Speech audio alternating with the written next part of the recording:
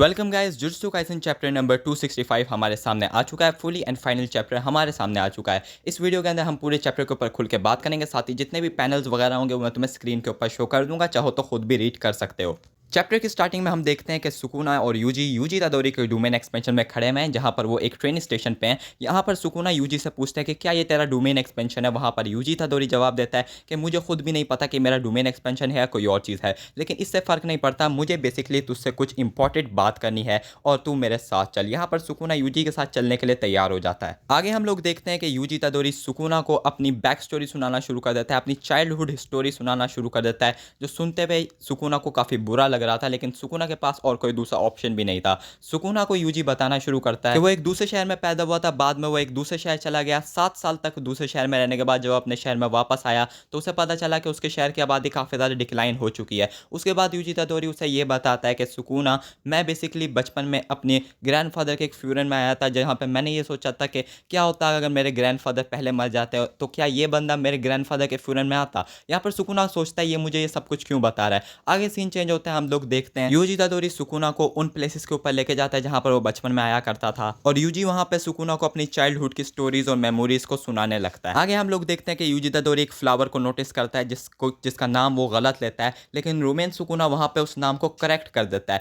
यहाँ पे यूजी पूछता है कि तुझे इस फ्लावर का नाम कैसे पता। आगे सुकुना कहता है कि मुझे मेगुमी फुशिगुरु की मेमोरीज में से पता चला। आगे हम लोग देखते हैं कि यूजी सोचता है कि तू मेरी बॉडी में भी तो रहा था, तूने मेरी मेमोरीज रीड क्यों नहीं की। आगे सुकुना बोलता है मुझे यूजलेस मेमोरी में कोई इंटरेस्ट नहीं है। आगे हम लोग देखते हैं कि सीन चेंज होता है, यूजी एक क्रॉफिश पकड़ने के लिए ले जाता है सुकुना को। वहां पर यूजी कहता है देखते हैं the strongest sorcerer of the history क्रॉफिश को पकड़ पाता है या नहीं। यहाँ पर हम लोग देखते हैं कि यूजी और सुकुना दोनों ही क्रॉफिश को पकड़ते हैं और दोनों ही पकड़ने में कामयाब हो जाते हैं। यहाँ पे वो दोनों लड़ना शुरू कर देते हैं कि किसकी क्रॉफिश ज़्यादा अच्छी है। यहाँ पे सुकुना कहता है मेरी क्रॉफिश का साइज़ ज़्यादा बड़ा है और तेरी क्रॉफिश काफ़ी छोटी है। आगे यूजी कहता है कि मेरी ओरिजिनल है, तेरी अमेरिकन है, मेरी जैपनीज़ क्रॉफिश है।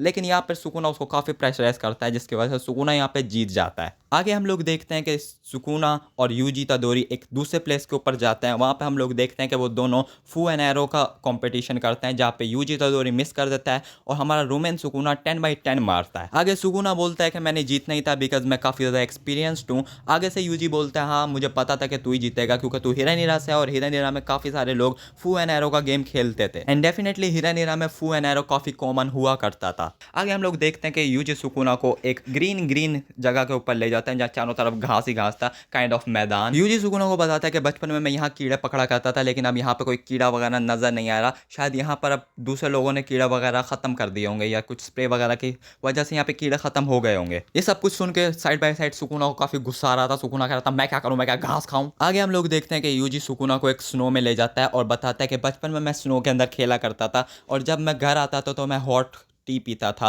हॉट टी या हॉट मिल्क, शायद इन दोनों में से कुछ एक होगा। और सुकुना कहता है तो मैं क्या करूं, क्या मैं भी हॉट मिल्क पीना शुरू कर दूं। आगे सुकुना बोलता है कि मुझे तेरी ये बैक स्टोरी नहीं सुननी, तू वो बात बता जो तू बोलना चाहता है, मुझे तेरी बातें समझ नहीं आ रही। यहाँ पे सुकुना की ये बात सुनने के बाद यूजी कहता है ऑलराइट, मैं सीधा पॉइंट के ऊपर आता हूँ। यहाँ पे यूजी बोलता है कि पहले मुझे लगता था कि हर इंसान का जिंदगी में एक रोल है, उसका एक फिक्स रोल है, और उस फिक्स रोल को ही फुलफिल करते हुए अगर वो मर जाता है तो उसको एक अच्छी डेथ मिलेगी। लेकिन अब मुझे ऐसा नहीं लगता। किसी भी इंसान का रोल पहले से फाइनलाइज नहीं हो सकता। हर इंसान अपने हिसाब से ज़िंदगी जीता है और हर इंसान की वैल्यू होती है। वो जो भी कर रहा है उसकी इस दुनिया के अंदर कोई ना कोई वैल्यू है। फॉर एग्जाम्पल, तुम्हारा रोल हो सकता है कि तुम एक कुत्ते को वॉक करा रहे हो, इसकी भी एक वैल्यू है। तुम्हारा रोल ये भी हो सकता है कि तुम बेड के ऊपर पड़े हुए हो और सो रहे हो और सिर्फ खा रहे हो, ये भी एक रोल है और इसकी भी इस दुनिया के अंदर वैल्यू है। आल्सो हम यहाँ पे ये भी देखते हैं कि ये सब कुछ जब डायलॉग बोल रहा होता है यूजी तादोरी, हम लोग कुछ मरे हुए कैरेक्टर्स को देखते हैं यहाँ, जहाँ पर हम लोग देखते हैं कि वहाँ पे सीजन 1 वाला नानामी, नोबारा, सीजन 1 वाला जुम्पे एंड आल्सो गोजो को भी हम वहाँ पे देख सकते हैं। आगे यूजी बोलता है कि इंसान कोई टूल नहीं होते, किसी का भी रोल पहले से फाइनलाइज नहीं होता।